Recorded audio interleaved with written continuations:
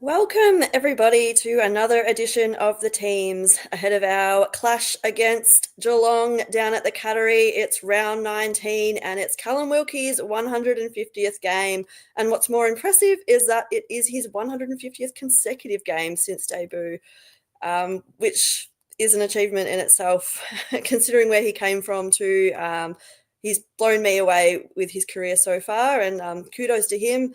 He has to probably line up against Jeremy Cameron down at Geelong, so he's picked a good one. Welcome, everybody, and welcome, as always, Ollie and Evan, and as always, a big shout out to our sponsors of this segment, Southside Pizza down at Moorabbin.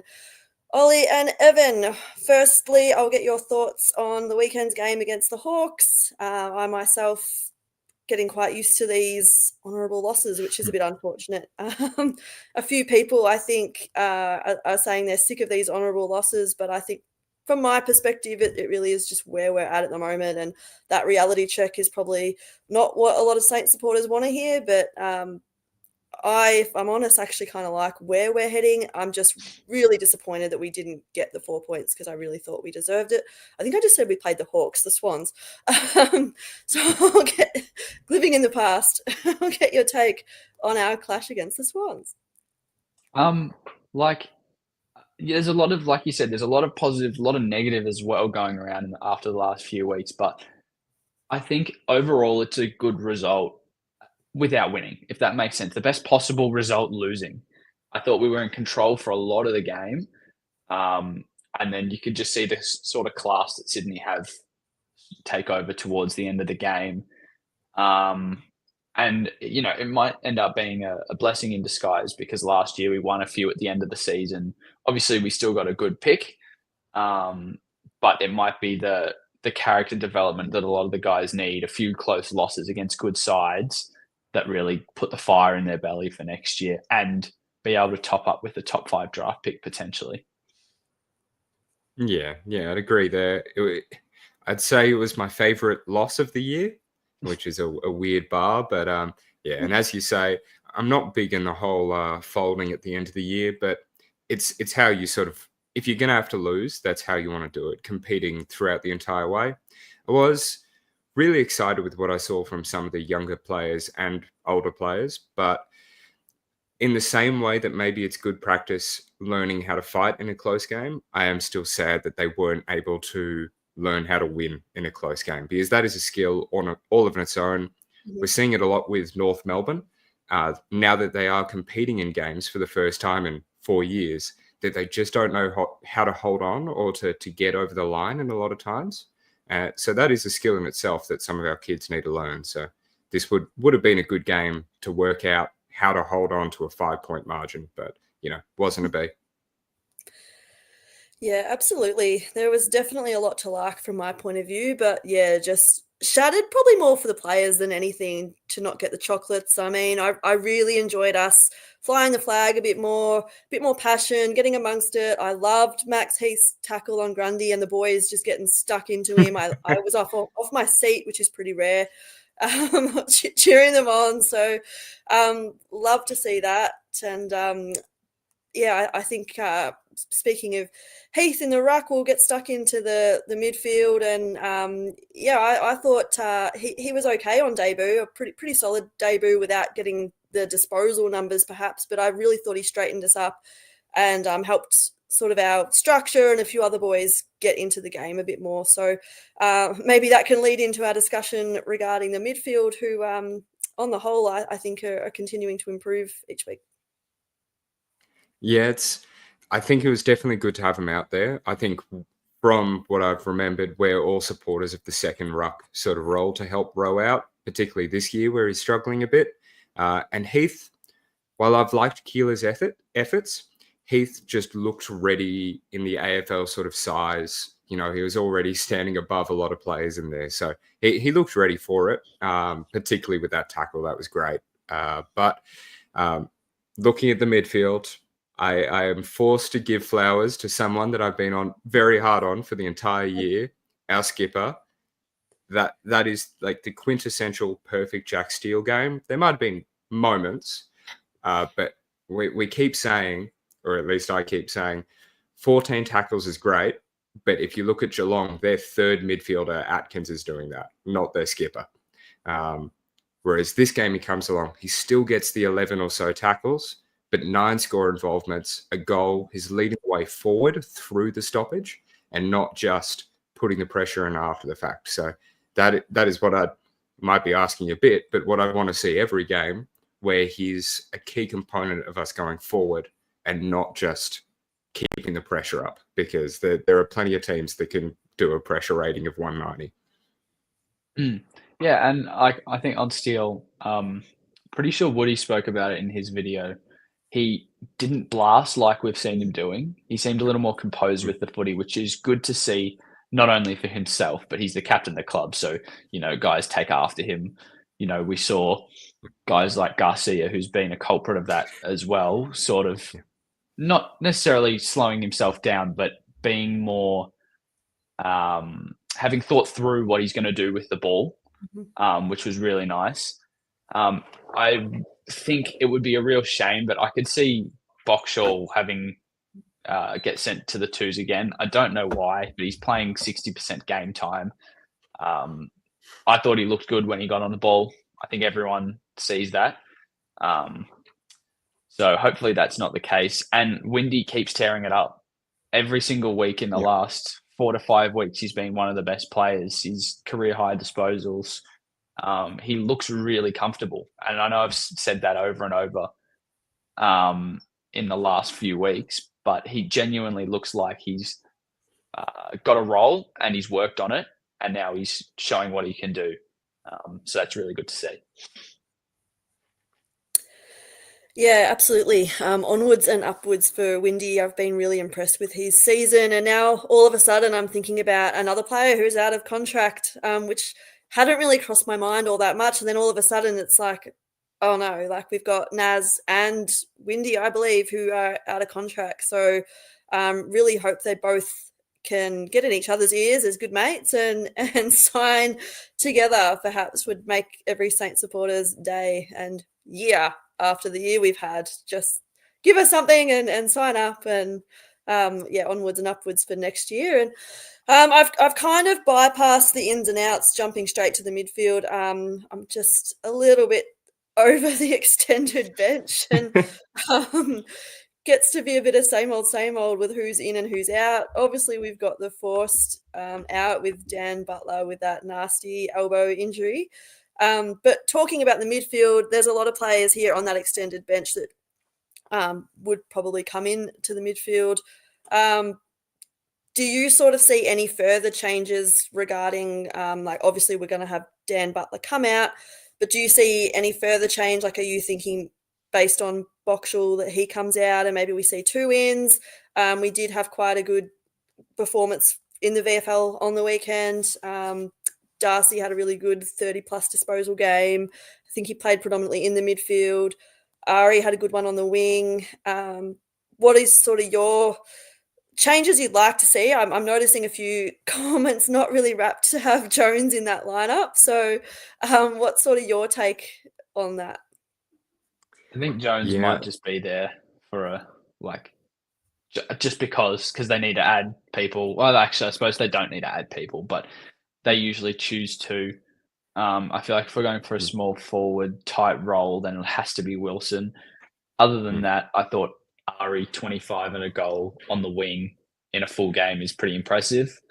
But other than that, I'm okay with seeing the other two, Jones and Burns, stay out of the team and Boxall stays in.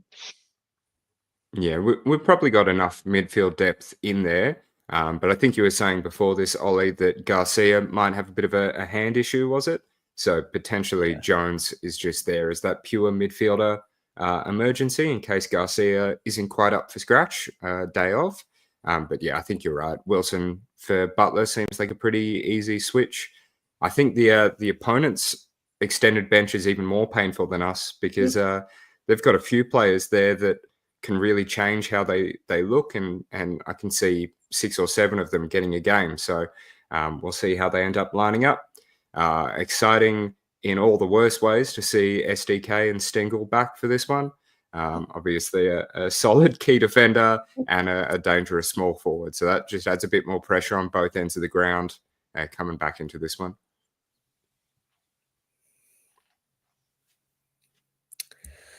Yeah, like I said, the Sunday extended bench is never useful when discussing the teams. Be nice if we got ourselves a better fixture next year, but to do that, you have to win games of footy. So people on the Apparently fence not if with you're that a little Essendon. bit. Oh, Well, speaking of that game on Saturday night, was a shocker, and I was like, "Is this going to be a preview of the next day's game?" But to our credit, I actually thought our game was really exciting. I really enjoyed being at the footy. There was lots to like, besides the result. But I actually had my son with me, and we left at 3/4 time, so I told him that we won. Got to do what you can to get him to support the Saints, and his other option's the Bombers in our family. So surely it's the Saints so pretty far. dire. Pretty dire. Moving on to the forward line. A little bit of mixed feelings, I guess, but I sort of wanted to highlight that I really liked Mitch Owen's game, especially when we couldn't seem to buy a free kick. He was about the only player who could earn himself a free by just really worrying his opponent. He got up the ground a bit, which I think was credit to having Heath in the team. And then he also impacted the scoreboard, and it was sort of back to Mitch playing his best footy, really competitive, and yeah, managing to snag a few and by snapping as well, which I always love it when the ball's in his hands and he's not having to take a set shot. So that sort of is my segue into talking about the forward line. He was probably my main positive from that, especially because I have been pretty harsh on him the last sort of few weeks. So it was back to his best for mine. What was your thoughts on the forward line and how we sort of gelled together, and obviously having Max Heath down there? Also didn't really touch on the impact that had on Marshall's game too. So maybe we can quickly discuss that quickly as well. Yeah, I was pretty happy with the forward line there, especially benefited by the fact that this is the second week, maybe even third in a row, we've won the inside 50 count. Obviously, we're not getting the most from that, but that's a good start that we didn't have at the start of the year. However, I think one of the comparative things is we're just struggling to get a mark inside 50 instead. So that's obviously a sign that we don't have quite that key forward experience that a lot of teams have at the moment. But whilst I was glad Sharman and Owens got on the scoreboard properly, we're still just struggling to buy a mark in the forward line there. But at the same time, we got 13 goals, which I know isn't all that flash, but it's 2.5 more than our average for the last couple of years. So we're hitting the scoreboard a lot more than we would on average, and that's a start at least. Just missing, whether it is Heath, that marking target in the forward line. Yeah, I think you can see the sort of impact that having a tall guy like Heath actually has on the team, because Keeler's tall, but he's not as he doesn't have as much of a presence as Heath does, right? So you see, Sharman and Owens kick 2 goals each. That's a product of Max Heath, not entirely, but partially a product of Max Heath being a target. So they're more focused on him being over 200 I think he's over 200 centimeters. And I thought he competed really well all day. He got to a few contests, had a big play in, I think it was our first goal of the game, which was really nice. And I've always liked Rowan Marshall floating forward, even if he doesn't play full forward or centre half forward or whatever is his resting spot. He always looks dangerous when he floats around that 35 to 40 meter range, which is really good. And I thought that Max Hall again was really good, but not in the way he has been in the last few weeks. He kicked 3 again. That's the most impressive thing. Like last week, he had 27 disposals and he still kicked 3, but the week before he's had over 20 disposals, but this week had less of the ball, but still put on the scoreboard impact. And I think that's a sign of a great forward who can, still have an impact on the game in different ways when one thing's not working for them. Yeah, continues to impress, does Max Hall. Really jumped on the bandwagon of really loving what he's bringing to the side. And maybe the opposite direction has been Higgins the last few weeks. He's sort of really dropped off and had a few quiet games. So kind of wanted to discuss his last sort of month of footy. I mean, we were having talks about him being in the All-Australian squad at least, and he's really sort of had a down sort of patch, especially in terms of getting on the scoreboard. And it can be hard for a small forward. It's not unusual for a small forward to sort of have ups and downs and be in and out of form, but given the form that he was in and he was so consistent the first half of the year, do you think that there's any particular reason his form's dropped off, or it's just something that happens? It's tough to say, especially with a small forward where they can be pretty on and off. I think one of the more unfortunate parts is he was looking at that AA jacket because his score involvements in general were just so high as well. Like even when he wasn't scoring, he was helping out the full forward line there, and perhaps either just the opportunities or the bit of connection there is gone. It is unfortunate that his drop did time out as well with Butler coming in and kicking a few goals. So maybe they can't function quite the same way. I don't like to say that because I like them both individually, but there definitely has been a big drop off in the second half of the season. And hopefully for the last 6 rounds, we can get some more exciting form from him. And, you can also attribute that to good form in the first, 6, 7, 8 weeks of the season. And now he gets more attention from opposition teams. So they don't give him as much space to do what he wants to do because now they're worried about him as a scoreboard impact player. So they have to put the time into him, pre-game. So they study and try and figure out what he's going to do. And that means that the other players in our forward line are having to step up more than they were early on. Yeah, it's a bit of could be a mystery or it could be a number of things. We've had, Jan here thinks maybe it is the inclusion of Butler, which, to be honest, I kind of feel like they did sort of tie in together when Butler came in and did snag a few goals that Higgins maybe didn't need to have the impact he was having. Yes, Gus, Higgins has missed a few gettable shots of late, and it can he rushes really them. Yeah, He just looks like he wants to get it over and done with because, there's a confidence comment somewhere. Oh no, it's this one you just brought up.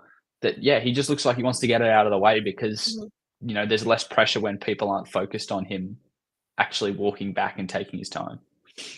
Well, one of the big things being when my brother's watching the game and sees Higgins land on the ground, like just splat on the ground, he's like, he's kicked that one. That's fine. But if he's standing upright, there's no chance. He needs to be contorted in some weird direction. Otherwise, he doesn't know where he's kicking it. Yeah. It's still mind-blowing how these players don't know how to kick a set shot from 20 metres out, pretty much directly in front. It's very frustrating. But we're not the only club that suffers from that. The other interesting takeaway from the forward line on the weekend was that Naz spent a little bit of time forward. And originally I thought it was to break the tag from Jordan, but we kind of persisted with it throughout the game and not really used to seeing Naz spend that much time forward. What did you sort of think about him playing forward? Did you like it, or let's just stick to him playing off the half back with stints in the middle? Or did you not really even notice? What did you think about Naz being in our forward 50? Yeah, I didn't particularly notice throughout too much. I don't hate it as long as he's still got the opportunity to get up the ground plenty. Which, maybe that means he doesn't have to be as defensively responsible, or maybe they saw the 0-3 a couple of weeks back, or was that last week? I can't remember. But and just being like, let's get you on the scoreboard with some easier shots, because the ones that aren't from 55 meters out. But I wouldn't argue that it's in my priorities unless he's put something in his contract, which is like, I want the opportunity to kick goals. But yeah, I don't know. I feel like he has been dangerous up forward, and because of the tag, like you mentioned, Alana, it's a good way to break it by taking Jordan away from the play as well. But on top of that, I really liked. I'll talk about him more in a few minutes when we do the defence. But I really liked Angus Hastie's game, and I think that'll be his position when Naz hopefully moves into the midfield / on the wing. I thought it, allowed Hastie to do his thing a little bit more. Yeah, and Chris is probably on the money where he has been given a license to go where he wants. He's proven himself this year. He's unbelievable. I just love watching him every week. And even when he did too much and he got caught holding the ball, it was still really exciting. And you're just like, but he's just really fun to watch in so many ways. So, and that'll come off. Like we've seen it come off before where he's balked 3, broken a tackle and then finished off. So I'll always say take the good with the bad with Naz because he'll offer plenty more good than bad. So I'm happy to just suck it up and take it when things don't go quite his way. And I'm happy that you mentioned Hastie because I agree. I thought he did have quite a solid game and he was really keen for a goal as well and was close. And I think his time will come, but he's learning pretty quickly, I think, the last couple of weeks. And I think he's a player worth persisting with for sure in that back line. So that's a good time to talk about our back line. What were your key takeaways from the weekend's game? Areas for improvement, who you thought played well? I mean, we could probably spend the whole time talking about Naz once again. He just continues to be so consistent. But if there's any other sort of standouts or players you want to highlight, go for it. I thought that even though Hastie only had 12 touches, I thought he seemed like he had more of the ball. I'm not sure why. Maybe he's putting himself in some good spots, dangerous spots to get the ball. He looked dangerous inside 50 a few times. That spin move, I can't remember what quarter it was, but that spin move was delicious. I can't believe he didn't finish it off. But yeah, that looks really promising for us as not a Naz replacement, but in that position of replacement because we don't want him playing there for his whole career. And on top of that, Sinclair at one stage will, start to regress, I guess. So having a young guy like Hastie probably helps with that. And Callum Wilkie stands up every week. He was the only other guy that really stood out to me. And, he took a few really good contested marks against not necessarily a really talented, but a really tall forward line. And I thought Anthony Caminiti was quite unlucky. He had something like 10 or 12 spoils or something along those lines. But out of Heath, Caminiti and Marshall, they gave away 12 free kicks. Now, we don't umpire bash, but there was a few of them where I was like, oh, great, St Kilda free kick, and the umpire pointed the other way. I feel like, Caminiti especially playing defence, there was some of them where they're both holding. At that point, you just let it go and you let it play rather than picking which one you saw first. Because if both players are holding, just let it run. And both of them can complain, and that doesn't matter. So I thought he was a little bit hard done by because he competed really well all day.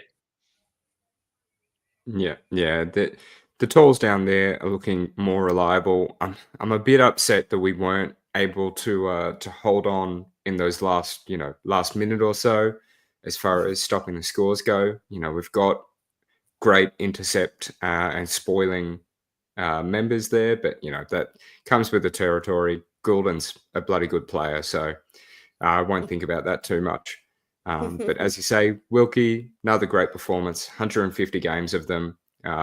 It's pretty incredible to have 150 in a row, but I can't say I remember the first 50 all that well, but the next 100 just constantly reliable. There is less than a hand's worth of games that you'd say maybe didn't meet his own high standards. So pretty incredible there.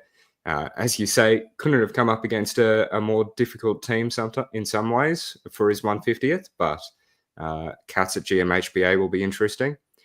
They do run a lot of the time with fewer talls in their forward line, mainly with Neil and Cameron in there, which are nothing to scoff at. So Caminiti won't have it any easier this week, probably up against Neil just because of height-wise. And then, Wilkie to Cameron is pretty regular matchup, so we'll see how that goes. But hopefully puts on a good show for his 150th against the 700 game goaler.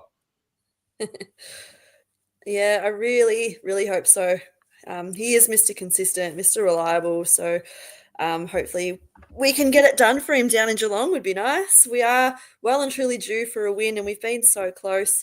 And really glad you touched on Caminiti because he's really growing on me, becoming a big fan. And I think people sometimes, their expectations are a little bit too high from someone who's playing what would be his first season in the back line. He's still got a lot of size to put on, and I was blown away by some of the umpiring decisions, and I guess we won't go there. But yeah, I agree. Very hard done by, and he's only going to learn and get better. Like, he's still very undersized, and you're forgetting that he's sometimes playing on like the best opposition key forwards. So he's learning every week. He's only going to get better and better, and I really like the way he goes about it. He's pretty tough considering some of the opponents he comes up against when you look at his size, and I'm really excited to see once he bulks up and he doesn't give away those frees because he's maybe earning a name for himself, because I do find a lot of the time it's almost based on reputation that the forward ends up getting the luck of the draw with a few of those calls. So I'm hoping the more he plays, he can hold his own and he doesn't have to do that sort of niggling and jumper holding and all that, even though on the weekend I thought he was getting his fair share the other way. So I just hope he keeps building. And then another player I really thought did well, particularly in the last quarter, was Stocker. I thought he had a really strong last quarter, really saved us a lot with their constant entries. And I probably only had one sort of iffy kick, but apart from that, he was really solid. And if we had got the win, I would have said he played a big part in getting that done. But unfortunately, it wasn't to be. Say it every week. But before we get stuck into the opposition, because I think that's a good time, we're talking about Neil and Cameron and the like, but I believe, Evan, you have our question for the week. Well, we've almost been a bit efficient here. I might even have two if we've got time. But first one, about the whole team and about this season as we sort of come towards the end of it. Hopefully there's a few more, but I was wondering if you had a favourite win from this year. I'm going to throw out the last time we played against the Cats earlier this year. I wouldn't say it's hard to remember back all that way, but it was at round 2, I believe.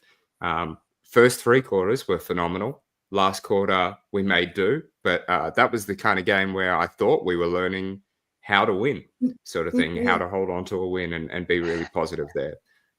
Maybe that lesson hasn't come across fully, but I did think our game style there was some of the most exciting I'd seen.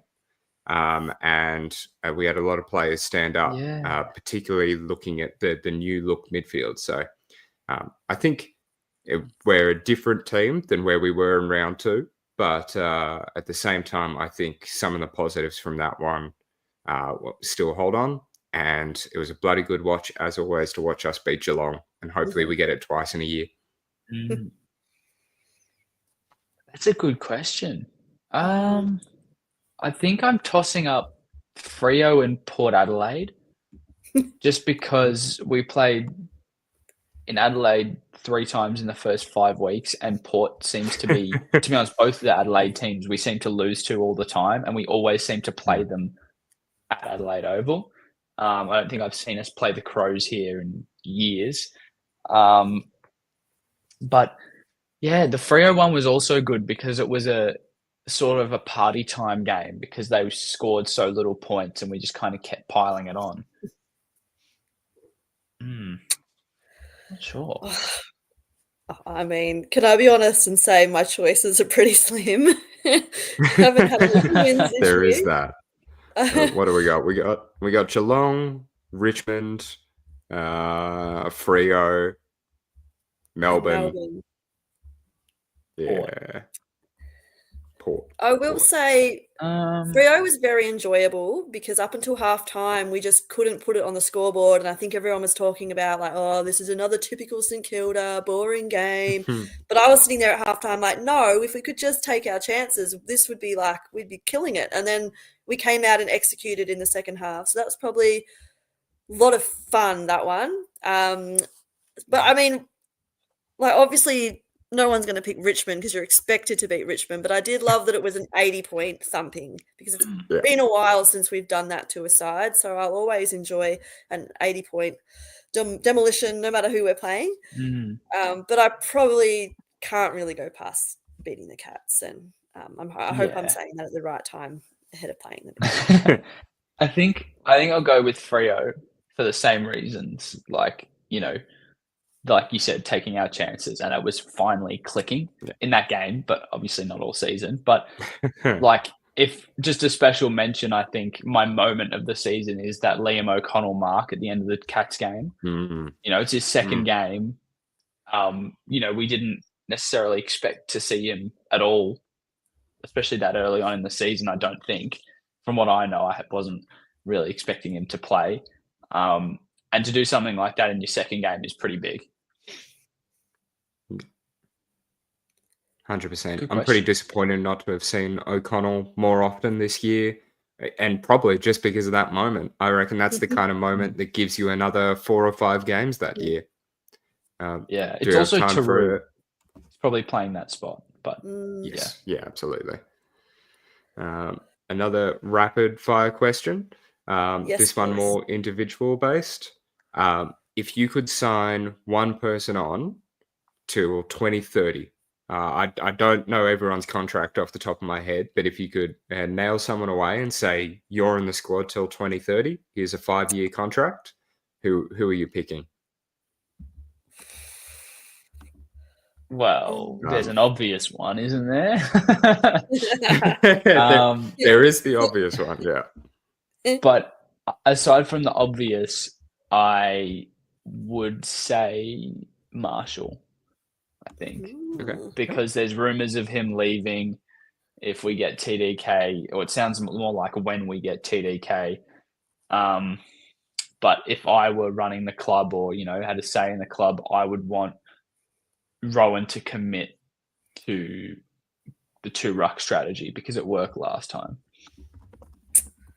Yeah. Interesting. I'm not a fan. I mean, 5 years is like the absolute max I'd want to give a player. It's giving me like Aaron Hamill vibes, and I don't want to do it. But if I could give 5 years with the promise that there would be no further injury, it'd be Filippo for mine. I think he's something special, and if he had 5 years in and I could guarantee injury free, I'd sign him up tomorrow. Obviously, that's wishful thinking and not possible, and I'm sure he'd probably take that himself because he must be fed up with sitting on the sidelines. But yeah, I don't know. That's probably an early call, given that, you know, he probably hasn't really proven himself just yet. But I don't know. There's just something about him. I reckon he's going to be a superstar, and I want him to be a superstar for the red, white, and black. So he's my pick, apart from the obvious in Naz. Yeah, I actually reckon we signed Cordy for 10 years.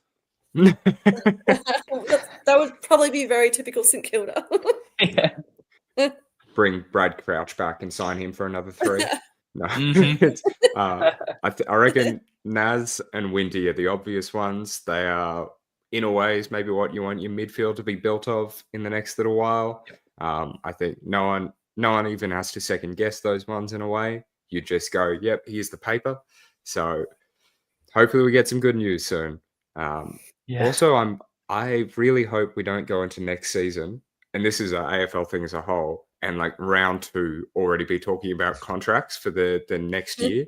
But anyway, and then I'll throw Max Hall there. He's out of contract. I think he's well and truly earned it. Who knows if it's just 1 year of form, but Max Hall deserves that pen and paper.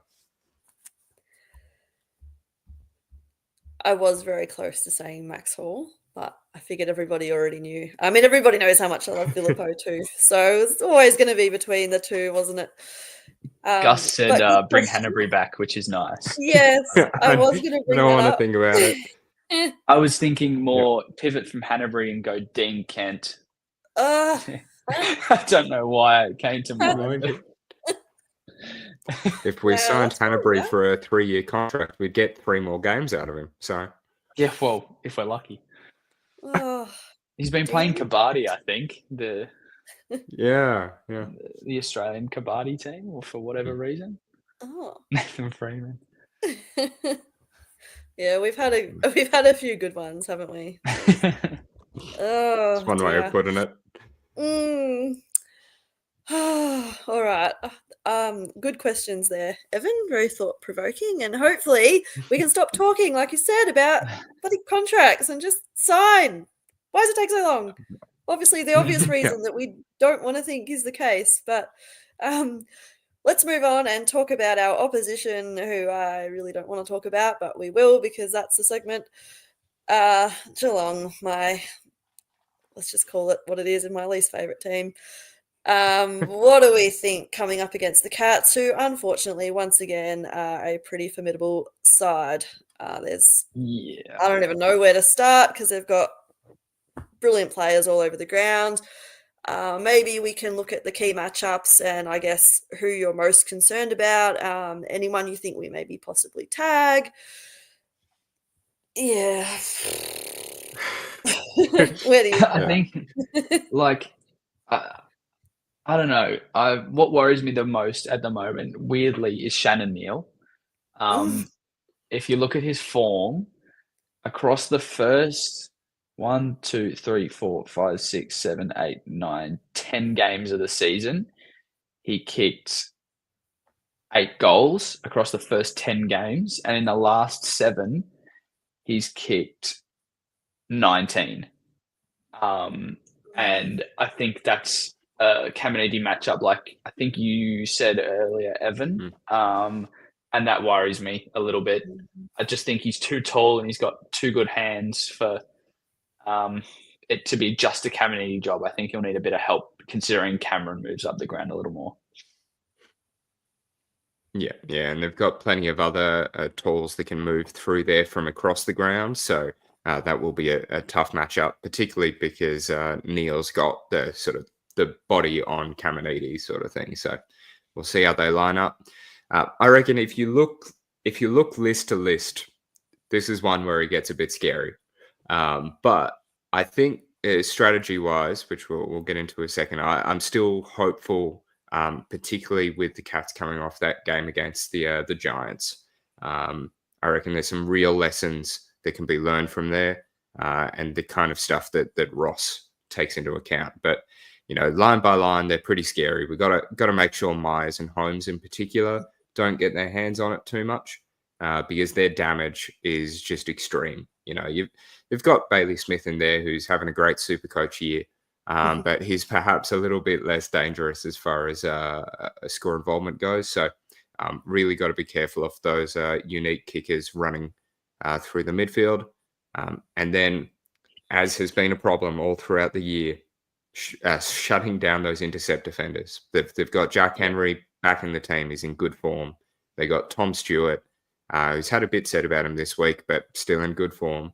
And SDK coming back potentially into the squad. So keeping them accountable, utilising Heath, Sharman, Owens. That's the kind of stuff we've failed at a couple of times this year, and can't let them intercept us again. Yeah, I think it's definitely the forward line for mine that I think is the most dangerous, talls and smalls. I really hope that Jan's right here and they are flat track bullies. I mean, they have had their moments, Geelong, of being, I don't want to say, I'm not inconsistent, but not as invincible as they have been, I suppose. And I do think, even me looking at this lineup now, I still think they're gettable, even down at Geelong. And maybe they'll have me coming crash back down to earth on the weekend. But I think we can match it with them. I think we seem to match up okay with them, going by our most sort of current record. We beat them last time. We beat them late in the year last year. They didn't have Bailey Smith play earlier in the season when we did beat them, so I do think he is a very handy inclusion. And I do still think he can be quite damaging at times, especially, when they've already got the likes of Holmes and that running around. So, I do fear our backline has a lot – they're going to be put under a lot of pressure, I think. So that's that's where I'm most concerned. I don't feel like Jeremy Cameron normally gets off the chain. Maybe Wilkie does tend to go to him and we get a bit of support. But, yeah, like you touched on with Neil, I think he's finding some solid form there, and Caminiti will have his work cut out. And I'm interested to see how Tauru goes as well, because he's had a pretty rough go, like considering where he debuted, the teams he's had to line up on. He'll be looking forward to a few easier opponents in a few weeks if he can stay in the team. So if he can hold his own against Geelong, yeah, I probably shouldn't say that, should I? But yeah, I guess we'll see how it pans out. But what do you think is the key to winning this game? What do you sort of think our game plan needs to be? Do you sort of think we just stick to what we have done with Geelong because it seems to work all right for us? I think a pressure game seems to be the way we tend to go about it a little bit with Geelong as well. I don't reckon they really like the pressure, and maybe that's a bit of what Jan's saying with the flat track bully. But, how do you think we go about beating the Cats? Yeah, they've absolutely been stumped by high pressure throughout the year, especially us in those first three quarters.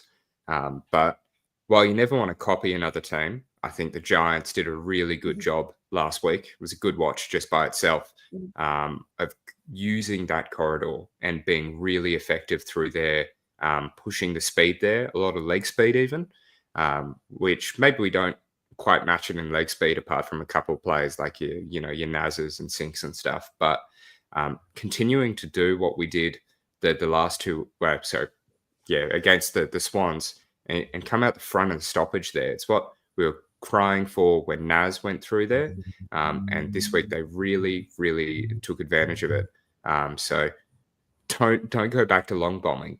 Go through the front. If we're bouncing back off half back, use the corridor, because it was that speed and that pressure and that forward movement, especially again at Wingless Stadium. It's basically the only place you can go. But in theory, not copy, but follow that guide and use the corridor. Don't try and kick it around because they're just too good at chopping it off.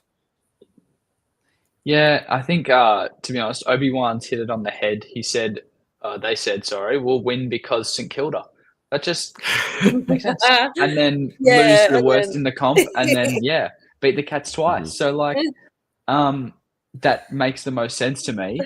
And interestingly, I just noticed that Henry's listed in the centre, which is weird because, it's a Sunday team, but Butler didn't play on the wing last week, I don't think. So take that with a grain of salt. But, I think we need to be careful with our ball movement as well, out of defence, specifically. Because, like Jan said, wingless stadium, it's also got no pockets. So we like to usually go wide and then come back in or go long from there. We can't do that. So they'll hem us in quite deep, I think, if we muck around with it a little too much. So we need to be really careful with the options that we're picking off a kick out. Maybe whoever it is, Naz, Sinclair, has to go for a little more of a run before taking that first kick. And then on top of that, our strong midfield performance. It's been really good in the last few weeks, clearance-wise. Tackle numbers have been really, really high in the last couple of weeks, and that's the pressure that been talking about. So, it's inevitable that at some stage we'll all click, and the midfield's start that again. The midfield's going well, and the forwards will start clicking, and they'll take marks that they haven't been taking, and it's bound to happen. So hopefully it's this week against a better side who's probably challenging for top 4, ideally for them. So play the middle, I reckon, and watch the ball movement.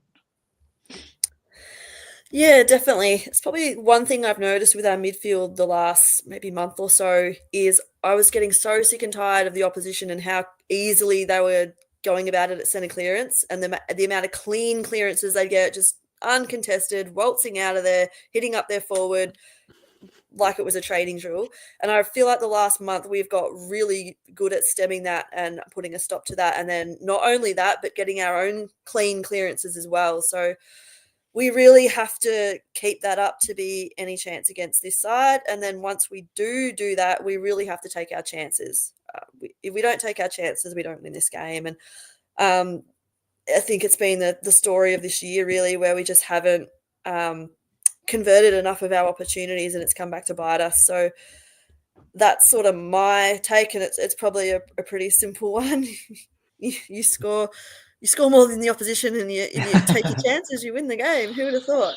But also the pressure has to be there. I don't think they're a team that really likes the pressure. They're not a super quick team. So I think if we can put that on early, but it's also the scoreboard pressure as well. So yeah, that's probably, I'm with you, Chris. Pressure gets the job done, because I'm talking scoreboard pressure as well. So that being said, do we think we can get over the line realistically? What are we tipping, and what margin? Yeah, Saints win.